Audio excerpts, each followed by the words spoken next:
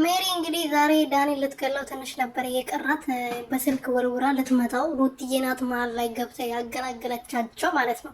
እዛ ላይፍ ላይ ቁጭ ብሎ እዛ ድራማ ይሰሩብናል፣ እዚህ መጥተው እንደሚጣሉ አክት ያደርጉብናል። ሲያስጣሉ እንትን ላይ ላይፍ ላይ ቁጭ ብሎ አይደለ እንዴ አበባ ለሱ ስጥ ለሷ ስጣት፣ ምሳ ልጋብዝሽ፣ ስጋ ልጋብዝሽ፣ ክትፎ ወይስ እርጥብ ይሻልሻል እየተባባሉ እያመራረጡ እዚህ ጋር መጥቶ ደግሞ ድራማ ይሰሩብናል። ልጅቷን ብቻ ከመሀል አውጡልን፣ እህታችን አትኩብን። እዛ እናንተ እንደፈለጋችሁ ተፈላለጡ። ጉድ እኮ ነው፣ አጃይባ ነው እኮ። ሰላም ቤተሰብ እንዴት ናችሁ? ደህና ናችሁ ወይ? ሁሉ ሰላም ሁሉ ማማ? እኔ በጣም ደህና ነኝ፣ ፈጣሪ የተመሰገነ ይሁን። እንግዲህ ዛሬ ደግሞ እንዴት ምስጥሬን ታጋልጣለ በማለት እንግዲህ ተደባድበዋል ማለት ነው።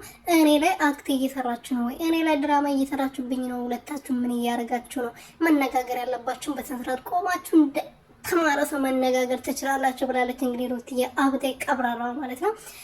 ዳኒ ብትጨፈልቀው ነበር ያው ሰባ ማል ባትኖር ኖሮ ሩትዬ ማል ላይ መኖሯ ዳኒ ዛሬ ያስተርፎታል ማለት ነው።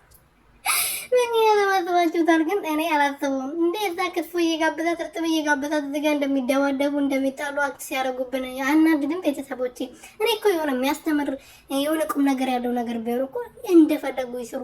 ስራቸው እኮ ነው። ሰው ካልሰራ መኖር አይችልም። ግን ምንም የሚሰሩት ነገር እኮ ቁም ነገር የለውም። ገባችሁ አይደለ? ቁም ነገር የለውም።